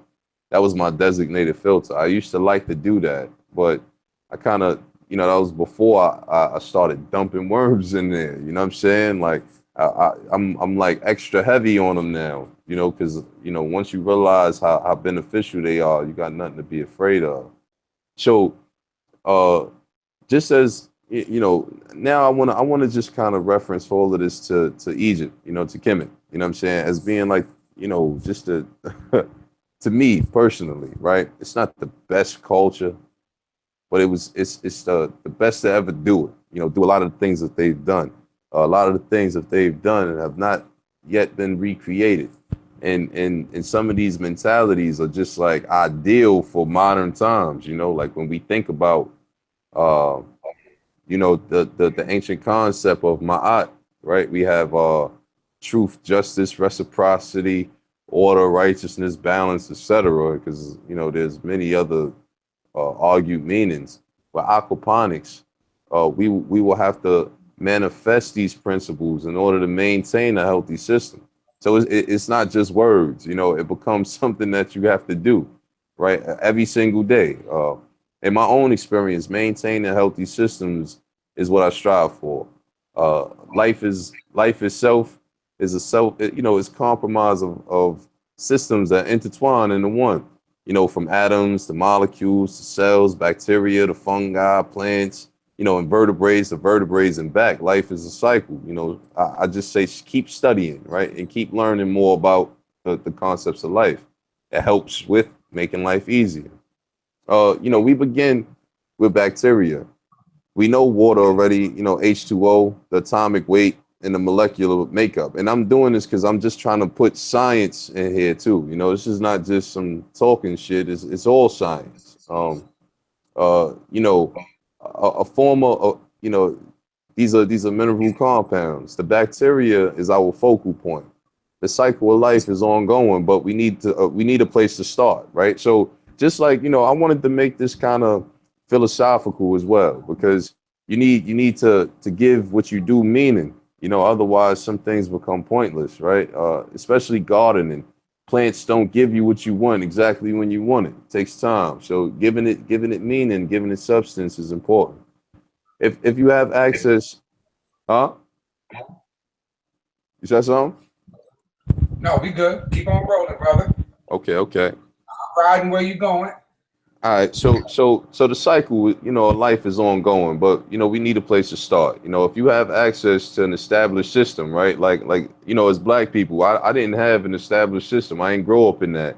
It wasn't people around who had seasoned dirty water for me already. For me to just start my cycle and thrive, right? I had to start with tap and let the water evaporate. Let that chlorine get out of me. You know what I'm saying? Before I could become ready to be fertile. But if you do have access, to dirty water, I say go get some. You know what I'm saying? Get some dirty water, get dirty, so your system will start a lot faster. If not, you're gonna need some type of ammonia source. So you got to put some ammonia in you anyway. And I'm using this as a metaphor. This is all metaphor, just for life, right? It's a part of my the cycle started, so now we got to put things in order. So we need to start somewhere. We start with bacteria. We need a water source. We get a water source, but if you don't have a dirty water source or someone who has a system already, then what we needed to do is add ammonia to our water. This is to attract that needed bacteria to the system. The bacteria is going to come where the ammonia is. I guess that's the part of life that we can't figure out is like, where does it start? You know, what makes the bacteria come to life? I have yet to really discover it, but here we'll reference to the river Happy, you know, the Nile River, you know, and it's many inhabitants. You know, you got fish in the river, you have aquatic plants, you got all kind of other aquatic animals, you have land animals. They all call it the source of life. You know, all these creatures alike, they excrete waste here, and you know, they live there, they die there, right there in that water. You know, the land animals crossing the large channels. You know, they drown during times of flooding. You know what I'm saying? This is a real natural occurrence. Now this waste, when this waste and decaying biomass and ammonia source for the bacteria is released, it creates this black, dense, nutrient dense nitrates, you know, of micro and macronutrients. In Kemet, they called it Chem. It was black. It was like the soot. And so these nutrients, you know, created the famous soot, you know, that we reference to, that goes along with the River Happy. We can see this in the pictures and in a lot of the, you know, the garden scenes. There's black lines. You know what I'm saying? My man Netta Neb, you know, he does an excellent presentation about the Chem. You know what I'm saying? But he was missing this right here. He should have got with me.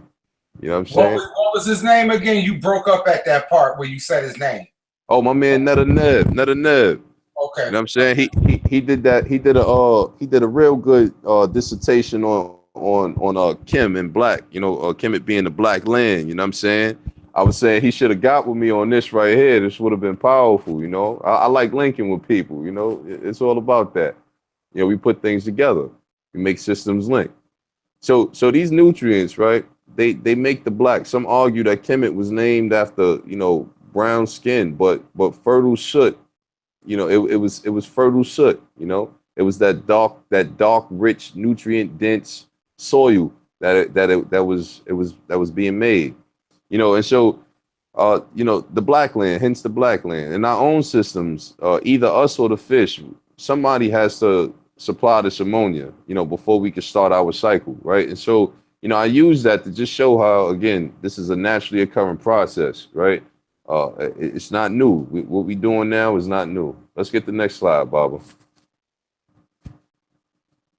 So now we're going to talk about doing it without the fish, right?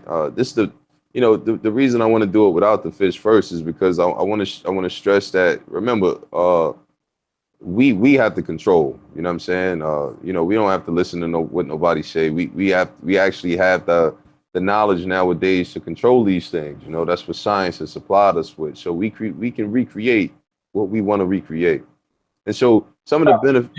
Yo, Nate, you can say white folk. You can say the white man on here. We don't have to listen to the cracker. You on Baba TV. Yeah, we ain't got to listen to the cracker. You know what I'm saying? We could recreate, you know what I'm saying, nature right in our homes, you know, the way we want to. And I'm not even saying it about, you know, just the white man. You know what I'm saying? You're not saying it, I'm saying it. That's yeah, all. Yeah.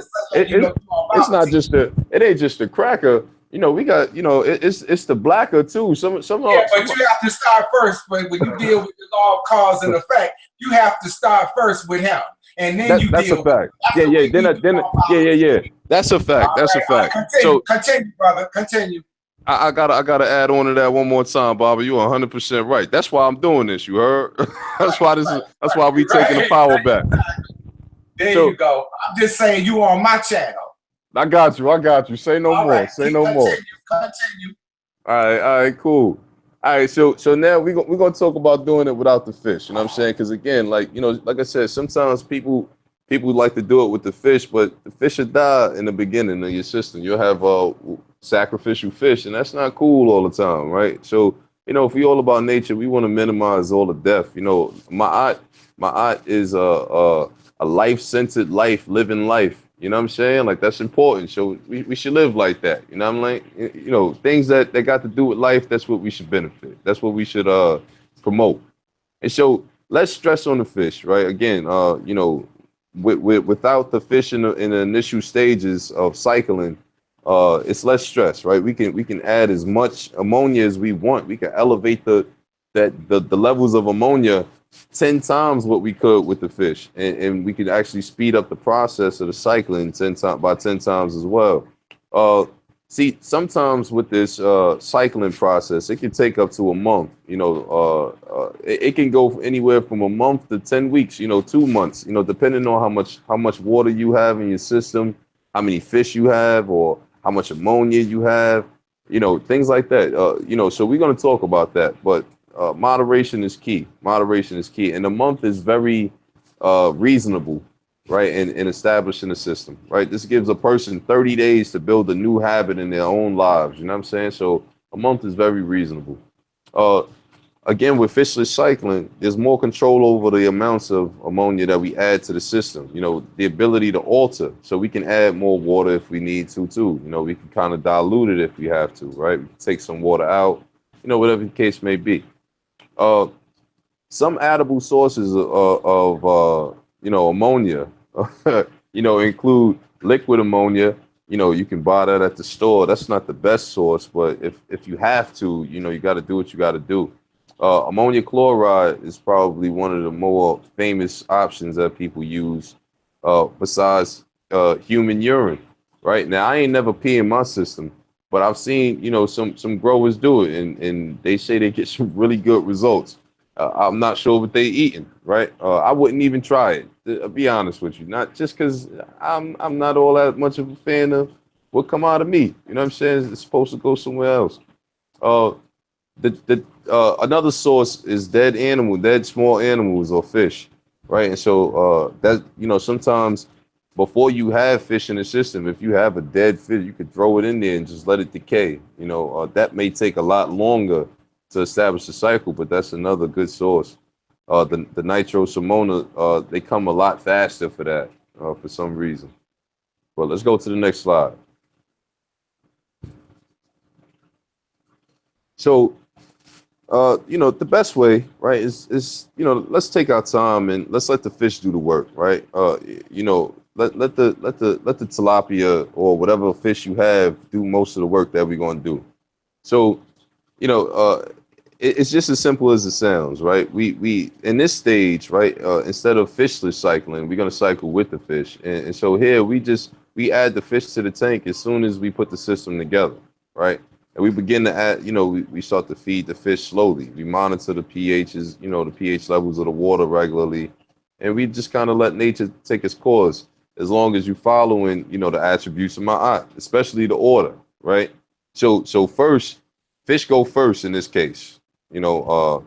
About 1 pound of fish per 5 to 10 gallons, right? Remember, it could be a 1 pound fish per 5 gallons or 1 pound of fish per 10 gallons, right? Some opt, again, for sacrificial fish that may die during the process of cycling, right? Some people, remember, if the bacteria are not there fast enough, if they don't come fast enough, the ammonia levels may raise to a level where it's toxic to the fish. So you will get some dead fish if you're not kind of mindful of the population density, right? And the water dilution.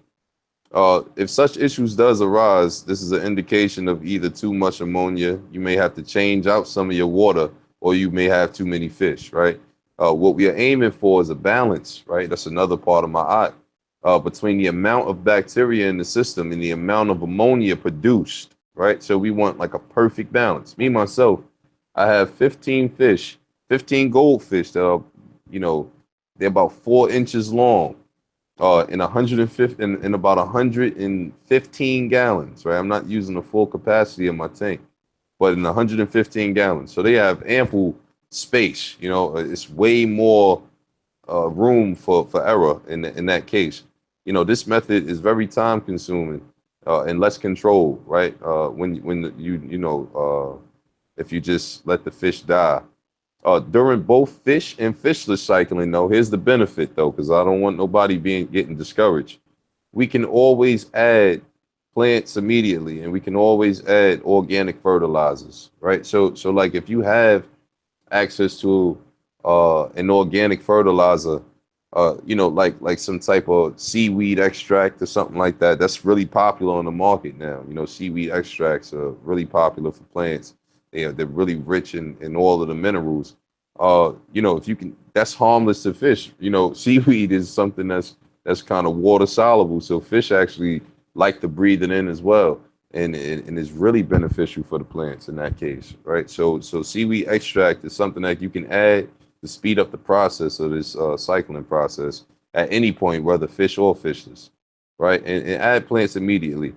Plants are like, sacrificial plants are kind of normal. Like I said, I always have sacrificial plants. It's just they're indicators of what you might need. The plants will show you if you have iron deficiency, phosphorus deficiency, potassium deficiency. They all have certain ways of showing you what's going on. So, just throw them in as soon as you start. Let's get to the next slide, Baba.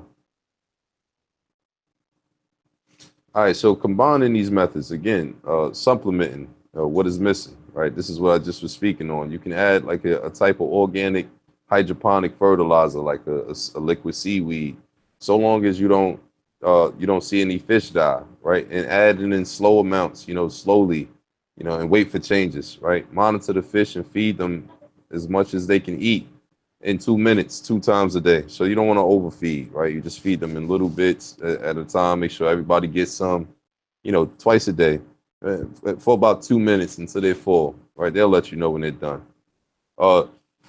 You can also purchase a commercial bacteria supplement. They come bottled. You can buy like a whole colony of bacteria in the bottle. They sell that too. You know what I'm saying?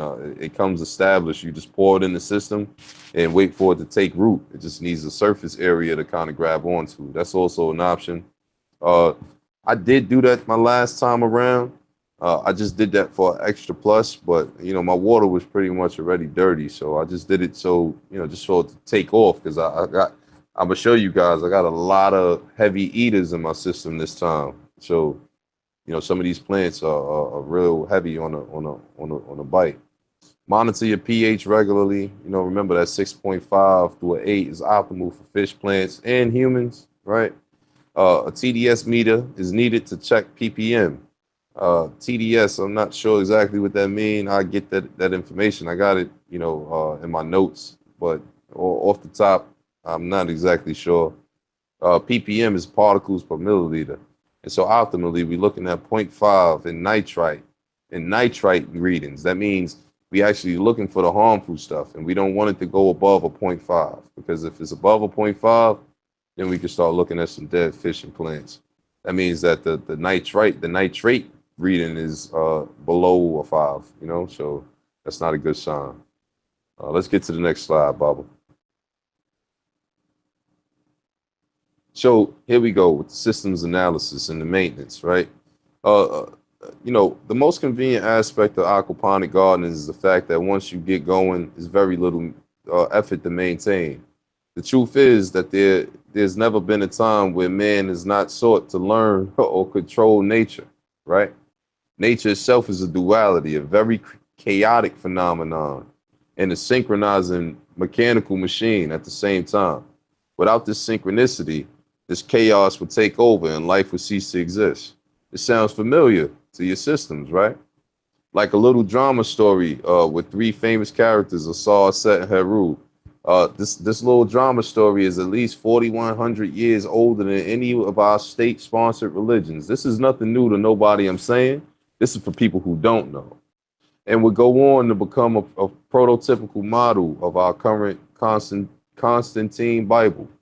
You can find this story in detail in many of the Pertin Herus, the books of coming forth by day and by night, aka books of the dead. What we know is that these stories of cosmogony are told and recorded by Black Africans, right? So I wanted to put the emphasis that this is a Black African concept, and everybody needs to be growing their own, right?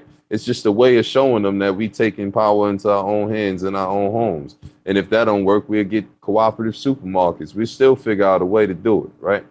And so you can find the story in detail in many of the Pertin Herus, right? What we know in these stories of the cosmogony, we're told of, they're recorded by Black ancestors. They used the creatures and animals and items of every day to tell these stories. The philosophy was the state-sponsored religion. Ma'at was the way of life, and the Asarian drama was the model. This is the model I choose personally to follow in life as a means of synchronizing all of the systems in my life. from the systems in charge of bodily functions to structural systems and my social, economic, and political systems. This drama is a daily function, and my task to outsmart chaos by intentionally monitoring my systems. The question many people ask is, how can my art work for me? This is my dissertation. I'm telling you how my art works for me, right? It's simple. Because we are not in the same environment, we do not, we don't hunt or gather no more. You know what I'm saying? Like it's certain things about Kemet's philosophy that's obsolete in today's modern times, right? It's a lot of things that's obsolete. And so because of that, we don't hunt, we don't gather for meals, all we really need is a little bit of money. That's what we value. My answer to the question uh do you feel like you're missing something?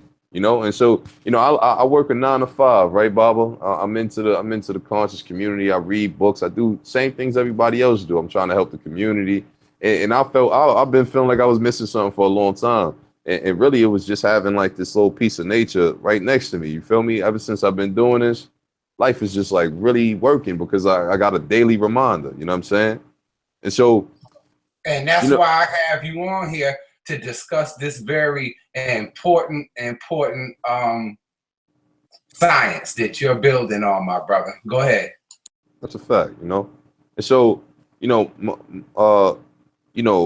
I ask people, is something missing? My art is a system of guiding morals and principles, right? These morals, principles, they came as a result of men and women personifying cosmic laws, right?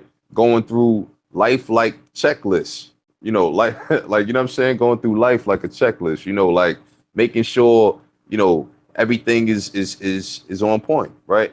And so, it's a mix of metaphysical and scientific study of the natural world is what would go on, to encompass the cosmogony of our ancestors. Yet today, uh, you know, we don't live in a natural world. We live in a normal world. You know what I'm saying? This is a normal world where status quo was having, in aquaponics system is a cry to soothe. In this little world, me having my little system is like my cry to soothe my need to synchronize chaos. You know what I'm saying? Into a peaceful state. Like I don't have, I'm in an urban area. Like I said, it ain't that many trees around me. It ain't that many birds chirping. You feel me? So, all these cars and people, this is my little bit of peace. In a little book I read a long time ago, this is the end of the system, right? We just talking about how to maintain and how to analyze. In a little book I read a long time ago, it was by a woman from the Dagara tribe. Her name was Sabam Fu Some. The book is called The Spirit of Intimacy, right? She wrote that, the Africans over here in America got the same souls as the Africans back over, in the West, right? And that, we don't live in the same environment, but, so some of us over here might be lacking some major elements in our lives, you know what I'm saying? Elements that been taken from the background, she advised to kind of, how can I say, designate a space to acknowledge, our history regularly. You know what I'm saying? An altar, right? Some people do that, right? Like I'm sure we got some people who follow Ifa or some type of spiritual system, right? Santeria. These people create altars, right? What they doing is they trying to bring these elements together in a place where they could just acknowledge it regularly, right? And so I remember a while back I had went to go meet Mfundishi. And he was telling me, he was like, yeah, man, you're gonna need an altar, brother. Right. And I was like, an altar? You know what I'm saying? So he told me how to do it. And he took me to his crib. He showed me his altar. It was very simple. Right. And I was like, dang, you can't add to that. You can't do nothing more with that. He was like, you do as you please. And so from that, this was like 3 or 4 years ago. I was like, oh, snap. Okay. You do as you please. And so I kind of like, ever since then, I just took the basic formulas, and then I also got it from this woman's book. When she was just saying, bring all of the elements together, into one place. She said earth, water, fire, air, and spirit. And I was like, oh snap, that sound real familiar. You know what I mean? It's ironic, And so you know, of course we don't have fire here, but I do put candles around my system sometimes. You know what I'm saying? Like just for the spirit, right? But you do have everything else, right? You got earth, which is your clay. You have water, right? You have air, of course, right? And you have spirit. You have something living in there. And so you know when you look at that, it becomes an altar right there. It becomes more than just a food source. It becomes a place where your ancestors could dwell. You know, it's very enriching. You know what I'm saying? And so it becomes a focal point, you know, to acknowledge the need to kind of dispel the chaos in your life, a reason to get up every day and make sure that there ain't no chaos in our lives. You know what I'm saying? Like we just gonna keep our heads up, keep our systems analyzed, make sure we got a checklist. We you know, kicking ass and taking names. You know what I'm saying? This is how we kind of need to, you know, we need that reminder. This is just my own personal opinion. You know what I'm saying? This is what I do for my own self, my own life every day, right? And so, you know, monitoring our systems daily, it serves as a daily reminder to strive to be fruitful. You know, and I use that word fruitful, you know, for the irony of what we're talking about here, right? We want to grow fruit, right? Don't we want to eat one day? You know what I'm saying? Let's go to the next slide, Baba. And so with the systems analysis and maintenance, this is a little checklist, right? This is just something I put together, you know, that goes hand in hand with one another, right? So we got, you know, you want to feed your fish daily and you want to feed yourself daily, right? So just as you will feed yourself, your fish some organic fish feed, you want your fish eating the best stuff because when you eat the fish, you want to eat the best stuff. Then you want to think like, all right, let me take this time and eat the best stuff while the fish eating the best stuff, right? Because you don't want to feed your fish better than you, right? You could do it too. You know what I'm saying? We could do it. We could do the best that we can, rather, you know? So we do the best we can. We feed ourselves, right? And so the next thing that we do with our system in the morning, this is just the first thing I do. My wife says, you know, I do this before giving her a kiss sometimes, but I go straight to the water and I check the temperature. And this is just my reminder to kind of meditate for a second. It's like check the temperature of the day. Let me see how I want this day to go, right? Let me reflect. Let me get in the shower. You know, it's just like it kind of offsets the rest of the day. You know, start that checklist off, right? And that's the first thing we do. Uh, you know, the next thing that we do with the system, right? You know, we check the pump for clogs, right? So we look at the flow of the water. We make sure that the flow is coming through. And then the next thing that we do is we check our circulatory system, right? Because the clogs is like the circulatory system I mean the pumps is like the circulatory system of your aquaponic system. So we have one of those, right? That we kind of might not pay attention to every day, and that we might need to, right? Because that pump that we have, you know, I'll be honest with you, right? Just today when I was at work, a coworker of mine caught a heart attack while I was there. You know what I'm saying? Like I wasn't directly there, but you know, just at work, you know, catching a heart attack at work, it's kind of tough, man. You know what I'm saying? For me to know all this, they look at me like I'm crazy. They tell me shut up. They don't want to hear this. You know what I'm saying? But like hopefully whoever's listening, you know, you take heed to this. Check your circulatory system. You know what I'm saying? Check the pH. And at the same time that you're thinking about the pH of your system, you drink a glass of water. You make sure you're getting flushed out. You know what I'm saying? This is simple. This is simple mathematics. You see how this is working, Baba? Make sure you flush your system out. You drink you a nice glass of water, right? Think about it throughout the day, right? Check the ammonia levels, right? And so this is your TDS. Now, a good way of thinking about the ammonia, or you know, this is the solids, right? And so you can think about your digestive system this way. This is a problem that men, especially, we deal with. You know, problems with our digestive system. You know what I'm saying? We get clogs in our digestive systems, right? We need to cleanse. We need to make sure we get some fiber. We need to make sure we do like a weekly maintenance on that. You feel me? And so after that, we want to add water to the tank, and you know, we want to, if the levels are kind of going down or whatnot, and that's like reminding us to add minerals and vitamins to our system to replenish, right? So you know, get yourself a multivitamin or a chelated mineral, right? Make sure you keep one of those in your closet. Just make sure you're getting you get your minerals in for regular bodily functions, right? Because that's important, right? Like a lot of our people suffer from mineral deficiency. This is the reason for most of our sicknesses. It ain't I hear the stuff about the mucus, but it ain't the mucus. It's the mineral deficiency, okay? And we'll talk about that later, right? So then we want to check our systems for insects, right? And then, regularly, monthly, right? What I like to do is I like to agitate my soot, right? So I want to shake things up a little bit, right? You want to shake things up. If you feel like you're becoming stagnant, you want to learn something, right? If you engage in some type of communal activity, create a challenge, right? To further your own personal growth, intentionally and actively attack chaos strategically, right? I like to put all of these words together. It just means it feels good, right? And spread the nutrients evenly, right? So once if you know that you're learning a lot, you're gaining a lot, start spreading that. Give some of that to your people, right? And so this is how we maintain our system. You feel me, Baba? Let's get to the next slide, man. So again, this is I wanted to show some of these flicks now, right? After I show the flicks, I'm gonna show you my garden. But these are just some of the flicks of the gardens of Kemet, right? This is a garden that thieves, in Egypt, fertility and abundance were worshipped. You know what I'm saying? This is what was worshipped. This is, we always talk about the black woman was God, but it was it was because she was a part of this whole picture here. You know what I'm saying? This whole concept of gardening. You know what I'm saying? This whole essence, right? And you can see this all throughout Kemet.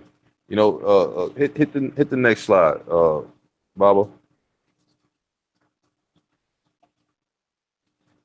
Look, this is just some more, right? Information on Kemet, right? This goes to say, when we talk about the gardens of Kemet, this is talking about all kind of gardens. This is you could go and check this website. They went really in depth. It's called Rowan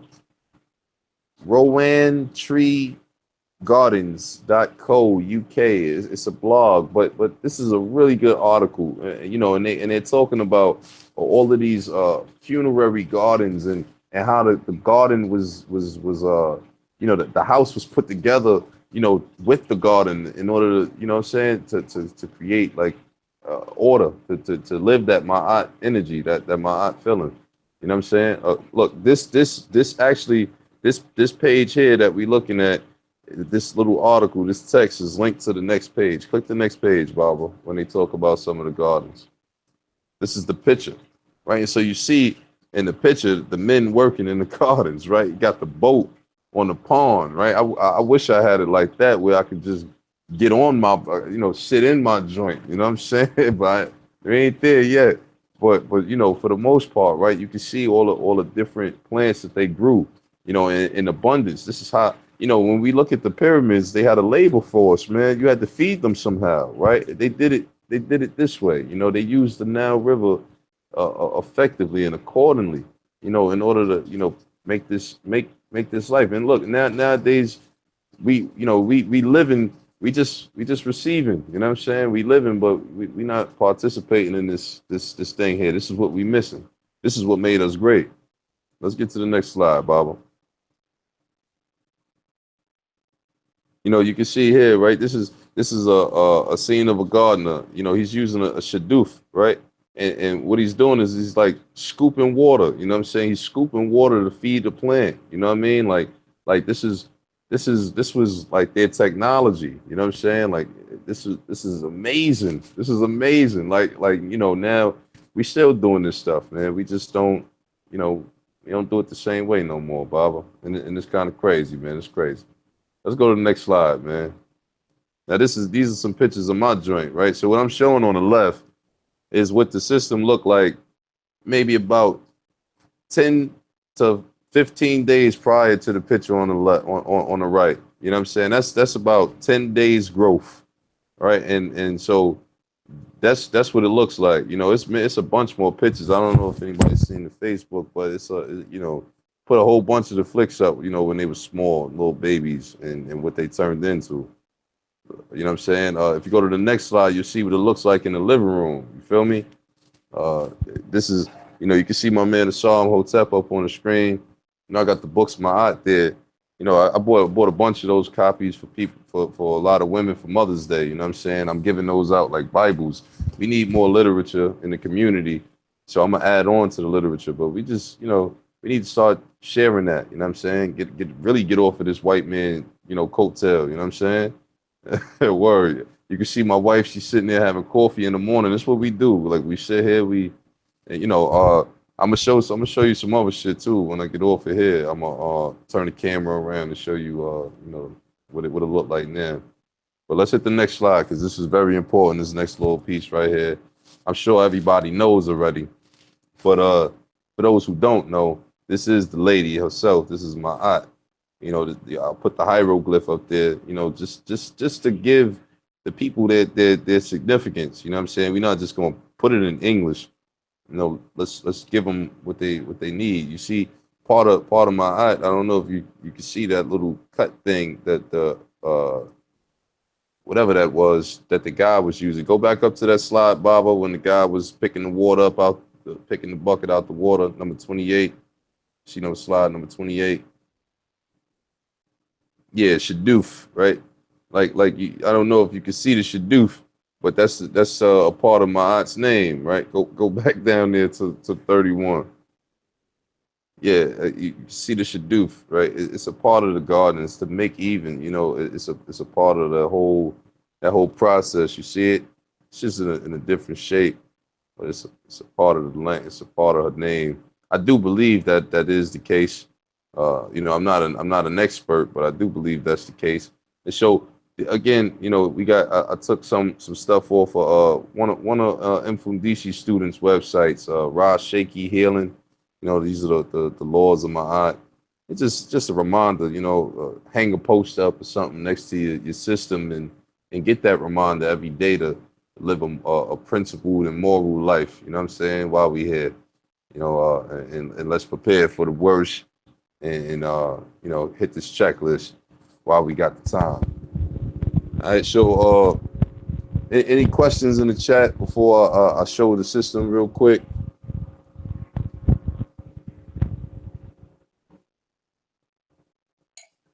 Let's see here. All right, family. Any questions for the brother?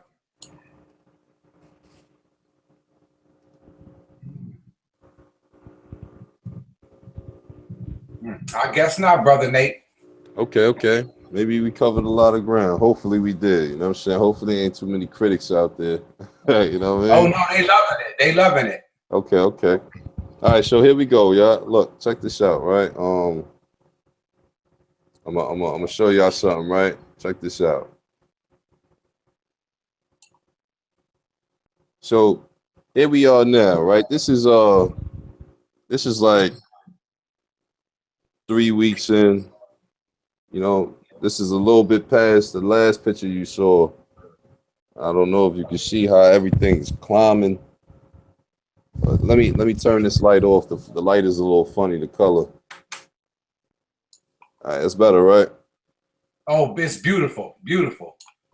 Yeah, so you can see the grow bed is kind of taking off. It's like crazy up under here. It's like a little mini forest, right? Yes, sir. This is a cucumber here. You're gonna have some cucumbers in a second. You can see everything comes in, just the way it's supposed to. We got some tomatoes in here. It's kind of, like I said, I like this wild look. I don't like making it too uniform. Just let nature kind of take its course. Oh, look, you see this cup right here? See this cup? My son got one of them little lizards. Them little anole lizards, little green joints in the pet store. You ever seen? You know what I'm talking about, Baba? Them little tiny lizards, man. They be in like Florida and Puerto Rico. They jump all over the place. I think I might have seen them. The real little teeny ones. Yeah, little tiny green ones. I bought my son one, right? And so we decided to kind of, he was looking lonely. We let him loose in the garden. He ain't left since. He been in here, he been living in here for about 3 weeks, you heard? You know what I'm saying? I threw a few worms in there just to feed him, but he thriving. I don't know where he at. He in here somewhere. I see him like every morning sitting on the light. He be sitting there catching a little light, a little heat. and then he just disappeared again. But he come back every day though, you know what I'm saying? That's some funny shit. Yo, I was cracking up. Word up. And so yeah, this the system, man. Like it's a bunch of different stuff in here. I don't know if y'all can see, but like I think I think this is like a watermelon or squash back here. This is another cucumber here. You good. Yeah, it's showing everything real nice. Got the callaloo back there. You see that? Right next to the kale. And it's like a cherry tomato right here. Right, we got another tomato plant right in the middle there somewhere. Right, you see how big these leaves is, right? Look at my hand. Look, you see this? That's one leaf. See that? Look, that's the size of my hand. That's one leaf. And what was it? Just a couple months ago? Not you was even. on showing about, and I mean, it was just little sprouts back then. That wasn't even the same stuff, Baba. You hear me? This is all new shit. You harvested that already? That's a fact. We did that already. We I'm gonna did have that to in. go back to the date because that video can't be no more than maybe a month and a half or so. I guess. That's a fact. That's a fact. Only thing that we took out, like I had took out the melons and I had took the melons and stuff out. I kept that whole bed with greens in it. You know, I had like lettuce and callaloo, kale. You know what I'm saying? But yeah, we was eating that for a minute. And you see, I had moved it from the kitchen. I put it back in the living room. You feel me? You know, I had to give it that red, black, and green backdrop. You feel me? From floor to ceiling, you know, get that black power. So we put it back in the living room. You know what I mean? But pardon. This is the light right here. You know, this is the upgraded light. This is the old light I used to use. That's a compact fluorescent, but that's a big bulb right there. That's like a 275 watt, right? You know, it gives off a really strong red spectrum, right? Plants grow long toward red and they grow wide to blue, right? So just so the people can understand that. And so this light here, I'm going to turn it on. You can see, right? First, the blue is going to come on. Right? Kind of see that bluish color? So this is what makes the, you know, when you use LEDs, this is an LED light. When you use LEDs, some of the benefit is that you can force the leaves to.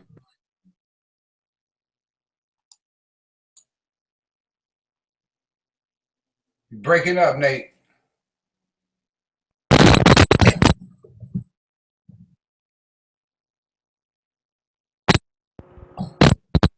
You You're good? breaking up, brother.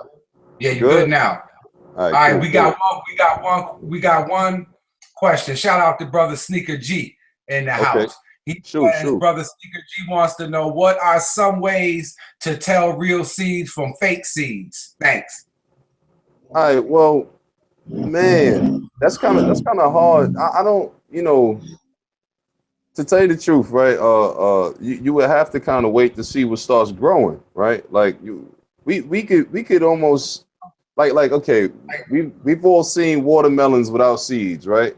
Like we can't really see where the core is at. Like where did they pluck that from? You know, the hard part about that is kind of seeing that. And so you would see those kind of traits in the plants, right? Like the plant won't flower or you know, or it won't produce any leaves, you know what I'm saying? Like you know, certain things like that. You would kind of notice real fast. But plants pretty much grow in a certain template, right? I'll give you an example. I'll show you here. We got this little tomato plant, right? The plant will grow in like T's. It comes up as a T, it splits. It comes up, it splits the opposite way. It comes up, splits the opposite way, and then those T's split off. And so like you'll see some little imperfect, some imperfect symmetry if you're dealing with like not with GMO plants. You know what I'm saying? You might see like one big leaf, one small leaf. You know, like it's some things that you would see if your seeds ain't healthy, or if the plant that produced them wasn't healthy. Mm. Yeah, so you know, this is what we're looking at right now, Baba. You feel me? I'm gonna show you the fish, but let me see if I can get a little good Let's look see at those the fish. again. Hold on. That whole system amazed me. When you showed it to me the first time, Oh yeah. Yeah, that's what, man. We had it back in the kitchen. It was cool in the kitchen, but it just kind of gets a little too hot, so the water evaporates fast, and you know what I'm saying. It was a little bit too much problems in there with that. Let me see what I could do here. Uh,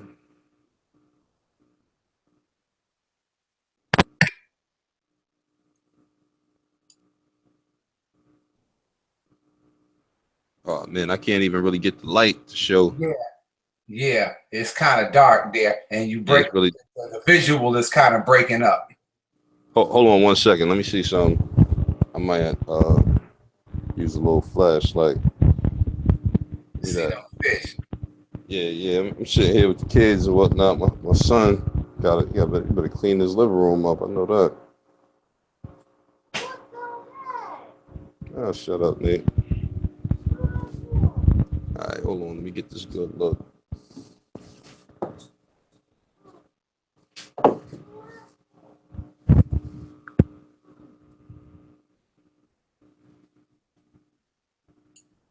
Yeah, you good. All right, cool. All right, so you can see them in there. They dashing around. Yeah. That's one. Oh. Shit. All right, there they go. Yeah. Yeah, so that's the babies there, man. You know the fish, like I said, man. I go buy them. I buy the fish pretty frequently. It's just little goldfish. Oh, this is what I wanted to show you too, man. This is Look. That is. this is to give you a little bit of show you the worms, right? What this is right here is bone meal.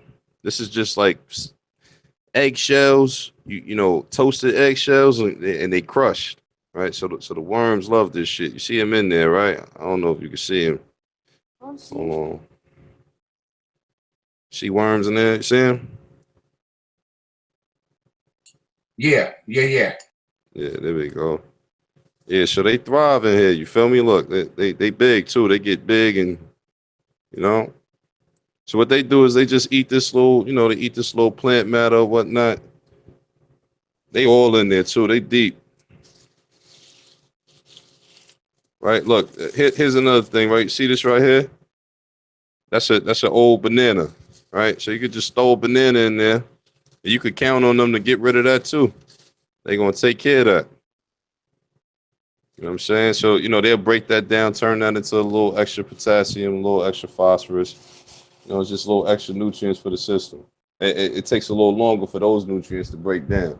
But pretty much this is it. Like it's not a very difficult thing to do, y'all. Once you get it maintained, once you get it going, you set up a little something for your plants to climb on, and you're good to go. You know what I'm saying? It's not much else to do. I don't have to do much but check it daily. You know what I'm saying? I just take a little peek at it. I'll show you some of the additives that we got for the system and some of the food. Uh, this right here, this is a chelated iron, right? So it's a liquid, fully chelated iron, right? It's for plants. It's specifically for you know making plants flower. You can see the difference. It shows on the anytime you see yellow in leaves in any plant, it's a shortage in iron, right? So this is what you would need. You have to get it chelated. It has to be liquid and chelated. So that just means that it's easy and water dissolvable. All right, this is my. I'll tell you the story about this plant here. My grandmother passed away some time ago, about maybe a year or so. It started from two little leaves. You feel me? It was a clip that she had in the window, and I took it and I brought it back to life. You know what I'm Brother saying? Nate, Yo, same brother would like to know, is using blended fruits and veggies to fertilize plants cannibalism for the plant? not at all, man. Who would say something like that, man?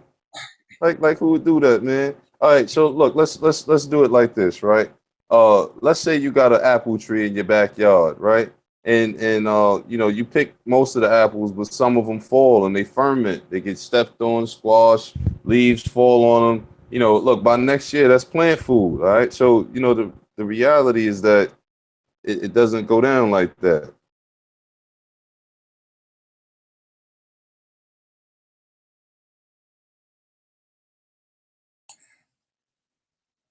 Yo, Nate, you out? All right, family. Wanted to show y'all this picture right here.